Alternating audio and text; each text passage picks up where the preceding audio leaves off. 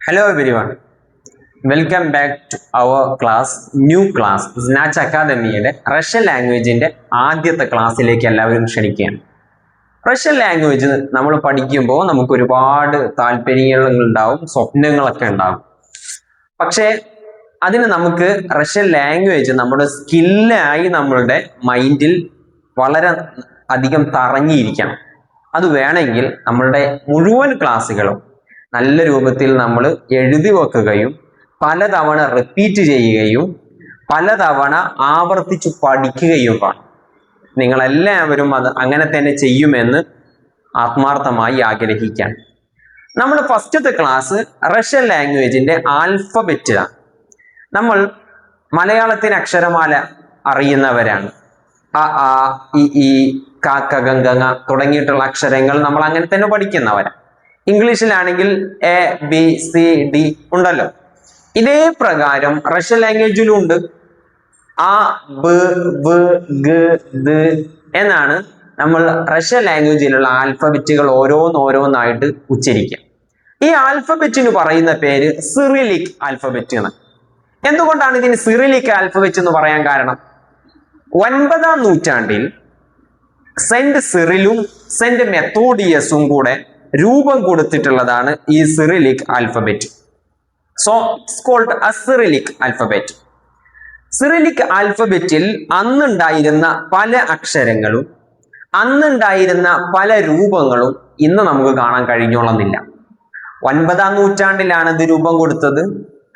So basically രൂപം കൊടുത്ത ആളുടെ പേരിലാണ് ഇത് അറിയപ്പെടുന്നതെന്നുണ്ടെങ്കിലും ഒരുപാട് കാലത്തെ സാഹിത്യ റവല്യൂഷനുകൾക്കിടയിലൂടെ റഷ്യൻ ലാംഗ്വേജ് കടന്നു വന്നപ്പോ നല്ല മാറ്റങ്ങൾ നിലവിലുള്ള അക്ഷരമാലയ്ക്ക് വന്നിട്ടുണ്ട്. നിലവിൽ ഏറ്റവും പുതിയ അപ്ഡേഷനിൽ 33 അക്ഷരങ്ങളാണ് റഷ്യൻ ലാംഗ്വേജിന്റെ അക്ഷരമാലയിൽ ഉണ്ടായിരിക്കുക. 33 എണ്ണത്തിൽ 21 കൺസനന്റുകളാണ്. നമ്മൾ മലയാളത്തിൽ വ്യഞ്ജന അക്ഷരങ്ങൾ എന്ന് പറയാറുണ്ട്. ക ഖ ഗ ഘ ങ ത ത ദ ന്ത ന തുടങ്ങിയിട്ടുള്ളവ. ഇംഗ്ലീഷിലുണ്ടല്ലോ. For example B C D F J K തുടങ്ങിയിട്ടുള്ളതൊക്കെ ഈ പറഞ്ഞ കൺസനന്റുകളാണ്. 21 എണ്ണം കൺസനന്റുകളും 10 എണ്ണം വവൽസുമാണ്. ഇംഗ്ലീഷിൽ വവൽസ് നമുക്ക് അയ്യോ എന്നുള്ള ഒറ്റ വാക്കിൽ ചുരുക്കാൻ കഴിയും. നേരെ മറിച്ച് റഷ്യയിൽ അങ്ങനെ ഒറ്റ വാക്കിൽ 10 എണ്ണം അക്ഷരങ്ങളായിട്ടുണ്ടായിരിക്കും. മലയാളത്തിൽ നമുക്ക് അ ആ ഇ ഈ തുടങ്ങിയിട്ടുള്ള അക്ഷരങ്ങളാണല്ലോ സ്വരാക്ഷരങ്ങളായി വവൽസ് ആയിട്ടുള്ളത്. 10 വവൽസ് റഷ്യൻ ലാംഗ്വേജിലുണ്ട്. So total 21 plus 10 31. ഇനി 2 സൈലന്റ് സൈനുകളും കൂടെയുണ്ട്. ഈ സൈലന്റ് സൈൻ എങ്ങനെയാണ് ഉച്ചരിക്കുക? വവൽസ് 10 എണ്ണം ഉണ്ട്. അതിനെ നമുക്ക് 2 കാറ്റഗറി ആയിട്ട് മാറ്റാനുണ്ട്. തുടങ്ങിയിട്ടുള്ള ഒരുപാട് കാര്യങ്ങൾ അടുത്ത ക്ലാസ്സുകളിലേക്ക് നമുക്ക് ചർച്ചയ്ക്ക് വരാം. ഈ 33 അക്ഷരങ്ങളിലെ ആദ്യത്തെ 17 അക്ഷരങ്ങളാണ് നമ്മൾ ഇന്ന് പഠിക്കുക. ആ ലെറ്റേഴ്സിൽ ടോട്ടൽ 33 എണ്ണത്തിൽ നമുക്ക് 3 തരത്തിലുള്ള ലെറ്റേഴ്സ് മനസ്സിലാക്കാവുന്നതാണ്. ഒന്നാമത്തേത് identical twins. Identical twins means English ലാംഗ്വേജിലുള്ള അതേ അക്ഷരങ്ങളോട് രൂപത്തിലും ശബ്ദത്തിലും സാമ്യതയുള്ള അക്ഷരങ്ങളാണ് identical twins. For example letter K. ഇംഗ്ലീഷിൽ ഇത് നമ്മൾ കെ എന്ന് തന്നെയാണ് ഉച്ചരിക്കുന്നത്. റഷ്യൻ ലാംഗ്വേജിലും കെ എന്ന് തന്നെയാണ്. ലെറ്റർ എം ഇംഗ്ലീഷിൽ ഉച്ചരിക്കുന്നത് എം ആണ്. റഷ്യൻ ലാംഗ്വേജിലും എം തന്നെ. ഇതുപോലെ കുറച്ച് മറ്റക്ഷരങ്ങളും കൂടെയുണ്ട്. ഇനി ഫാൾസ് ഫ്രണ്ട്സ് എന്ന് പറഞ്ഞുകൊണ്ട് മറ്റൊരു വിഭാഗം. ഇതെന്താണ് ഫാൾസ് ഫ്രണ്ട്സ് എന്ന് പറഞ്ഞു കഴിഞ്ഞാൽ? ഫ്രണ്ട്സ് ആണെന്ന് തോന്നിപ്പോകും, പക്ഷെ ശരിക്കുള്ള ഫ്രണ്ട്സ് അല്ല. അതാണല്ലോ ഫാൾസ് ഫ്രണ്ട്സ്. ഇതേപോലെ ഇംഗ്ലീഷിലുള്ള അതേ അക്ഷരമാണ് എന്ന് നമുക്ക് തോന്നിപ്പോകും, ബട്ട് ഇറ്റ്സ് നോട്ട്. രൂപത്തിൽ അതേപോലെയായിരിക്കും, പക്ഷെ ഉച്ചാരണം വേറെ. ഫോർ എക്സാമ്പിൾ ഇംഗ്ലീഷിലുള്ള ബി നമ്മൾ എഴുതുന്നു.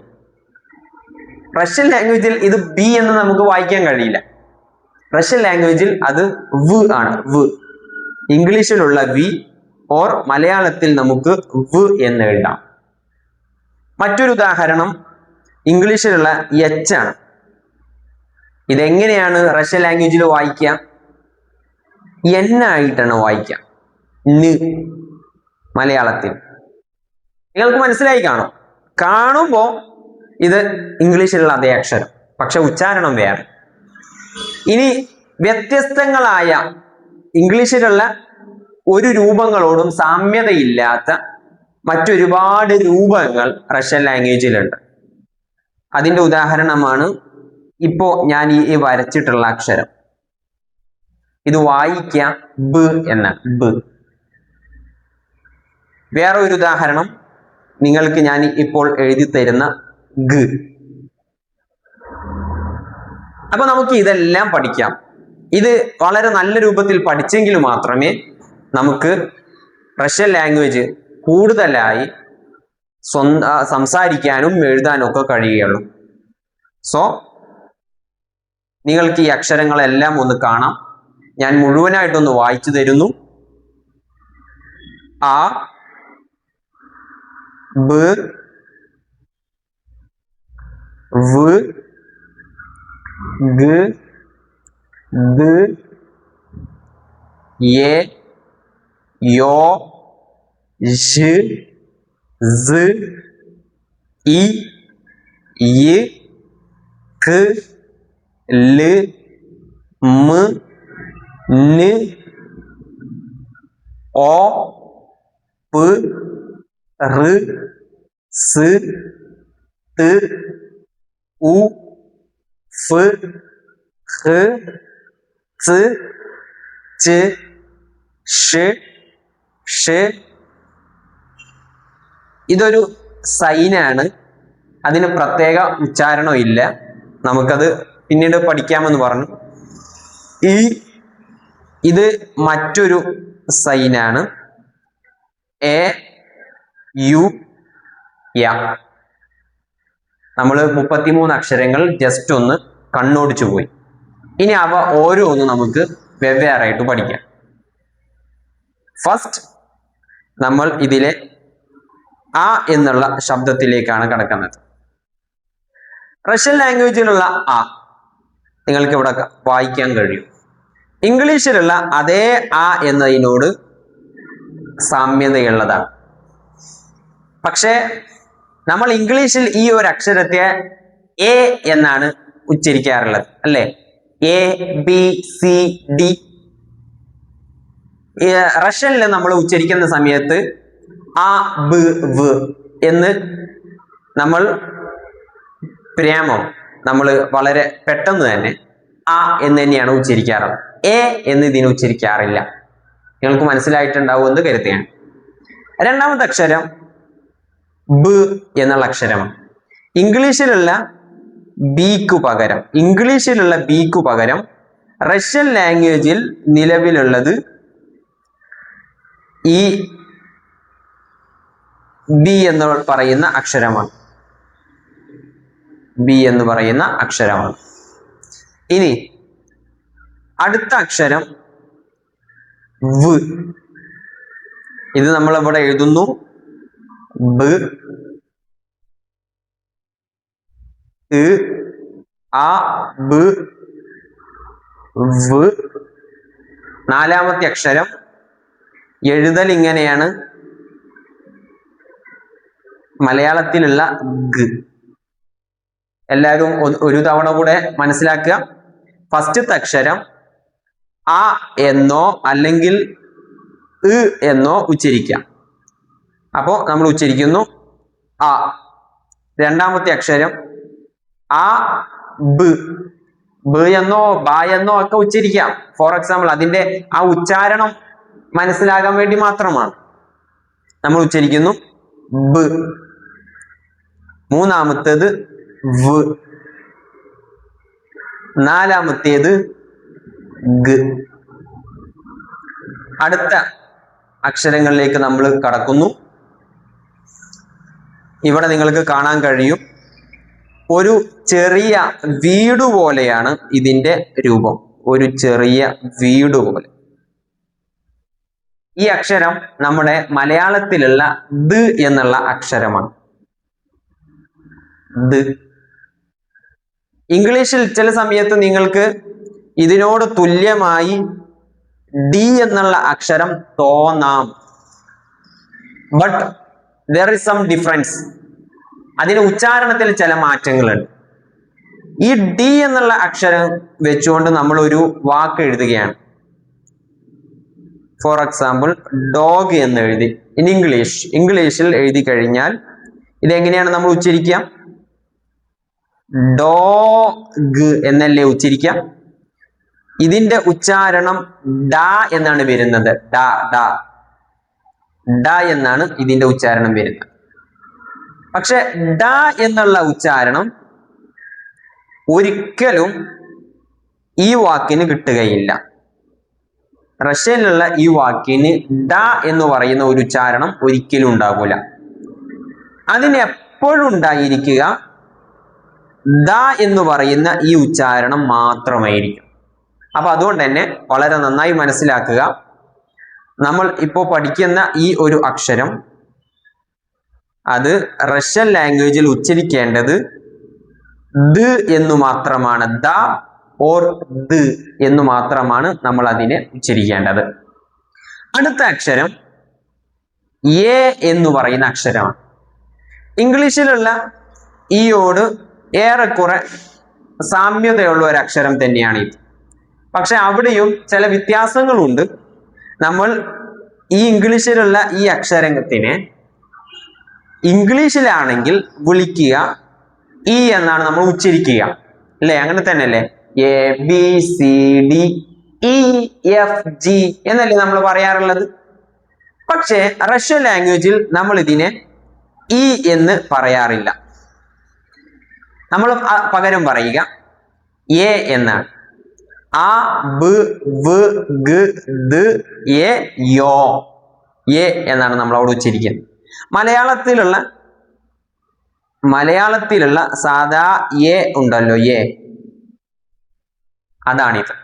ഒരു കാര്യം മനസ്സിലാക്കണേ, മലയാളത്തില് നമുക്ക് എ എന്ന് പറയുന്ന മറ്റൊരക്ഷരമുണ്ട്.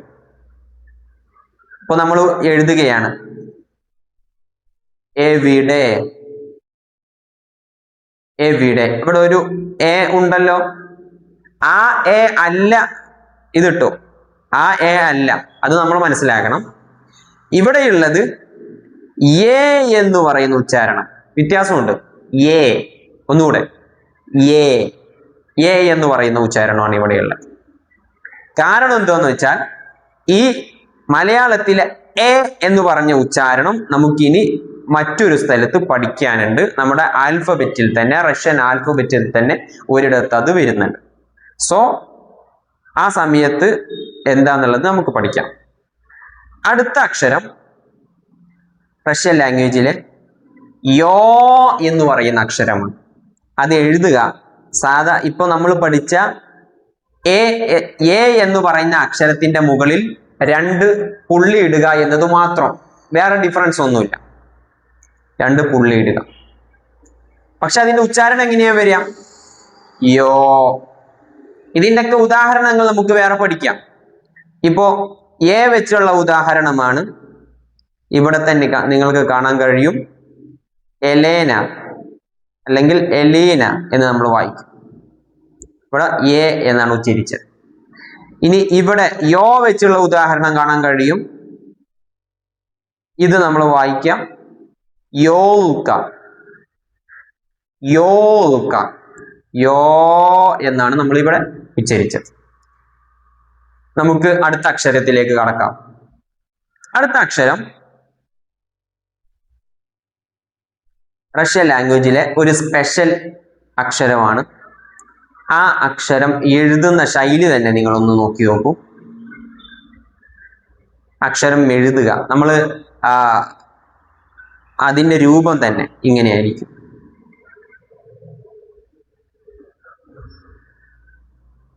ഇങ്ങനെയായിരിക്കും അതിൻ്റെ രൂപം തന്നെ.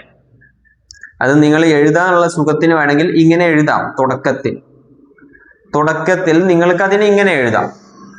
നമ്മൾ ഇപ്പോൾ എഴുതിക്കൊണ്ടിരിക്കുന്നത് മുഴുവനും റഷ്യൻ ലാംഗ്വേജിലെ അച്ചടിക്കുന്ന രൂപത്തിലുള്ളതാണ്. മീൻസ് ഒരു പുസ്തകത്തിൽ അച്ചടിച്ചാൽ എങ്ങനെയായിരിക്കും ആ രൂപമാണ് ഞാൻ നിങ്ങൾക്ക് എഴുതി കാണിച്ചു തരുന്നത് മുഴുവൻ. കൈയെഴുത്തിയ രൂപം അത് വേറെ തന്നെയാണ്. അത് നമുക്ക് അടുത്ത നമ്മുടെ ക്ലാസ്സുകളായിട്ട് പഠിക്കാൻ കഴിയും. ഇപ്പോ പുസ്തകത്തിൽ അച്ചടിക്കുന്ന രൂപം മാത്രം. ഇങ്ങനെ എഴുതുന്ന ഈ അക്ഷരം അത് മനസ്സിലാക്കാൻ കുറച്ചൊരു ബുദ്ധിമുട്ടുണ്ട്. നമുക്കത് ഇംഗ്ലീഷിൽ എങ്ങനെ അതിൻ്റെ ഫോർ എക്സാമ്പിൾ ഗൂഗിൾ ട്രാൻസ്ലേറ്ററിൽ ഈ അക്ഷരം നമ്മൾ റഷ്യൻ ലാംഗ്വേജിൽ എഴുതി അതിൻ്റെ ഉച്ചാരണം എങ്ങനെയാണ് എന്ന് ചെക്ക് ചെയ്താൽ ഇങ്ങനെയായിരിക്കും അവിടെ കാണാൻ കഴിയുക. ഇങ്ങനെയാണ് അവിടെ കാണാൻ കഴിയുക. But it has a different pronunciation in Malayalam. You know that. മലയാളത്തിൽ ഈ അക്ഷരത്തിന് ഉള്ള പ്രൊണൗൺസിയേഷൻ ഴ എന്നാണ്. ഴ. But it's not true.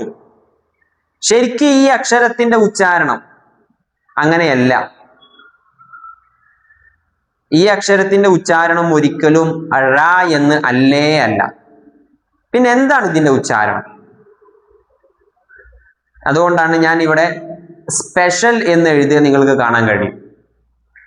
ഇവിടെ എഴുതിയ നിങ്ങൾ ശ്രദ്ധിച്ചോ?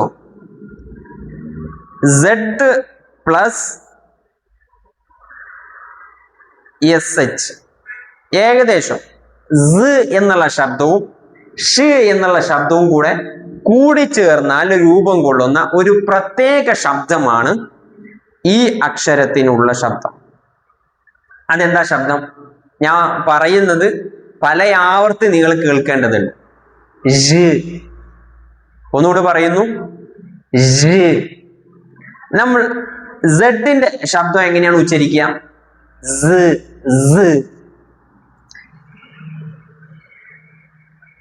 SHന്റെ ശബ്ദം എങ്ങനെ ഉച്ചരിക്കുക? മാറിപ്പോകരുത്. സെഡിന്റെ ശബ്ദം SHന്റെ ശബ്ദം ഷ്. പക്ഷെ നമ്മളിപ്പോ പറയുന്ന അക്ഷരത്തിന്റെ ശബ്ദമോ മൂന്ന് ശബ്ദം കൂടി ഒരുമിച്ചാണ് ഞാൻ പറയുന്നു. ഫസ്റ്റ് Z, രണ്ടാമത്തേത് SH, പിന്നെ ഇപ്പോ പറയുന്ന ഈ പുതിയ അക്ഷരം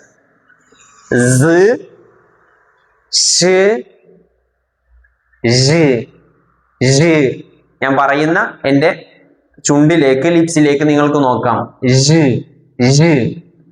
അങ്ങനെയാണ് ഇത് ഉച്ചരിക്കേണ്ടത്.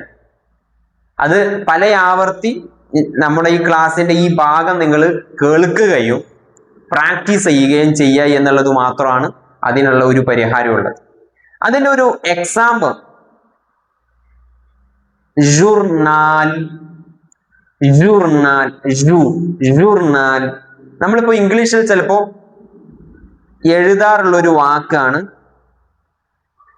ഈ വാക്ക്. ഈ വാക്ക് ശരിയാവണ്ണം ഉച്ചരിക്കേണ്ടത് മെഷർ എന്ന. മെഷർ ആ ഒരു ഉച്ചാരണമാണ് ഇതിന് വരേണ്ടത്. ഈ വാക്ക് ചിലപ്പോ നമ്മൾ പല ആളുകളും തെറ്റിച്ചാണ് മെഷർ എന്ന് ഉച്ചരിക്കാറുണ്ട്. ആ ഉച്ചാരണമേ തെറ്റാണ്. ഈ വാക്ക് ശരിക്കും ഉച്ചരിക്കുകയാണെങ്കിൽ മെഷർ എന്നാണ് ഉച്ചരിക്കേണ്ടത്. ആ ഉച്ചാരണമാണ് ഈ അക്ഷരത്തിന് നമ്മൾ കൊടുക്കേണ്ടത്. നിങ്ങൾക്ക് മനസ്സിലായിട്ടുണ്ടാകും എന്ന് വിചാരിക്കുന്നു. നമുക്ക് അടുത്ത അക്ഷരത്തിലേക്ക് കടക്കാം. ഇനിയുള്ള അക്ഷരങ്ങൾ ഏറെക്കുറെ വളരെ പെട്ടെന്ന് മനസ്സിലാക്കിയെടുക്കാവുന്നതാണ്. സോ നമുക്ക് ഫാസ്റ്റ് ആയിട്ട് പോകാം. ഇവിടെ 3 പോലെ കാണാൻ കഴിയുന്ന 3 എന്ന് എഴുതിയാൽ 3 എന്ന് എഴുതിയാലുള്ളത് പോലെ കാണാവുന്ന ഒരു അക്ഷരമുണ്ട്. അത് എഴുതേണ്ടത് ഏകദേശം 3 പോലെ ഇങ്ങനെയൊക്കെയാണ് എഴുതേണ്ടത്. ചിലപ്പോൾ ഇങ്ങനെ എഴുതാറുണ്ട്, ഇങ്ങനെ കാണാറുണ്ട്. മീൻസ് അത് കൈയെഴുത്തിന്റെ ശൈലിയാണ്. ഏറെക്കുറെ ഇങ്ങനെ എഴുതിയാൽ മതി. അത് എഴുതിയാൽ അതിൻ്റെ ഉച്ചാരണം ഇംഗ്ലീഷിലുള്ള സെഡിന്റെ ഉച്ചാരണമാണ്. എന്ന് പറയുന്ന ഉച്ചാരണം. അടുത്ത അക്ഷരം ഇങ്ങനെ ഒരു പ്രത്യേക അക്ഷരമാണ്. ഈ അക്ഷരം ഇംഗ്ലീഷിലുള്ള മലയാളത്തിലുള്ള ഇ എന്ന അക്ഷരമാണ്. ഞാൻ നേരത്തെ സൂചിപ്പിച്ചു, ഇംഗ്ലീഷിൽ ഇതിനെയാണ് നമ്മൾ ഇ എന്ന് ഉച്ചരിക്കാറുള്ളത്. പക്ഷേ റഷ്യൻ ലാംഗ്വേജിൽ ഇ എന്ന് ഉച്ചരിക്കുന്നത് ഈ ഒരു അക്ഷരത്തെയാണ്. സോ നന്നായി മനസ്സിലാക്കേണ്ടത്. അടുത്ത അക്ഷരം നമ്മളിപ്പോ പഠിച്ചിട്ടുള്ള ഈ എന്ന് പറയുന്ന അക്ഷരത്തിന്റെ മുകളിൽ ഒരു ചെറിയ ചന്ദ്രക്കലയിടുന്ന ഒരു അക്ഷരമാണ്. അത് ഉച്ചരിക്കേണ്ടത് ഈ എന്നാണ്. ഈ നമ്മളിപ്പോ വൈന്റെ ഉച്ചാരണം ഇപ്പൊ എങ്ങനെയാ വരിക? ഉദാഹരണത്തിന് വൈ ഓ പ്ലസ് വൈ എന്ന് എഴുതി കഴിഞ്ഞാൽ നമ്മൾ വായിക്കുക ഓയ് എന്നല്ലേ, ഓയ് എന്നല്ലേ വായിക്കാം.